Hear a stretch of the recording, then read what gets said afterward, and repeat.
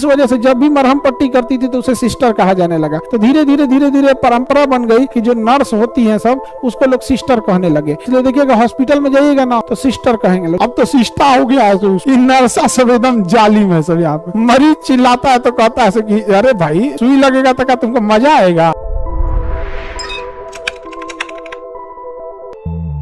Florence की रहने वाली थी फ्लोरेंस नाइटिंगेल।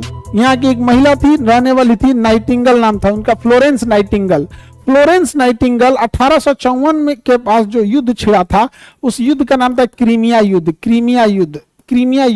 तो फ्लोरेंस नाइटिंगेल एक महिला थी जो क्रीमिया युद्ध लड़ना चाहती थी, लेकिन उस समय आज से 200-250 साल पहले महिलाओं को युद्ध में जाने की अनुमति नहीं थी, क्योंकि महिलाएं जो थी उस समय जो युद्ध था वो शारीरिक क्षमता के आधार पर लड़ा जाता था।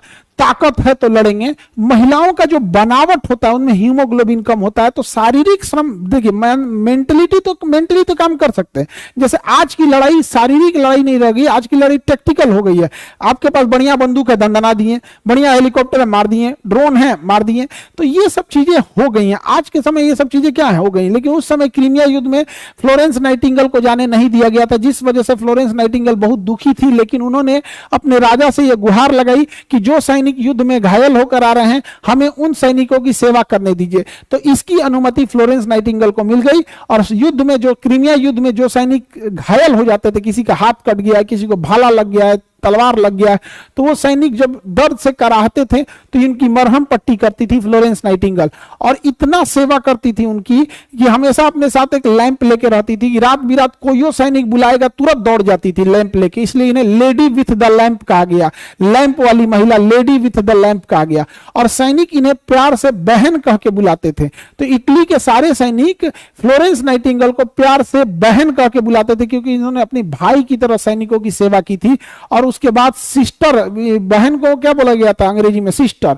इस वजह से जब भी मरहम पट्टी करती थी तो उसे सिस्टर कहा जाने लगा। तो धीरे धीरे परंपरा बन गई कि जो नर्स होती हैं सब उसको लोग सिस्टर कहने लगे, सिस्टर कहने लगे। इसलिए देखिएगा हॉस्पिटल में जाइएगा ना तो सिस्टर कहेंगे लोग, नर्स को क्या कहेंगे लोग, सिस्टर कहेंगे लोग। समझ में आ गया कि नहीं आ गया, सिस्टर।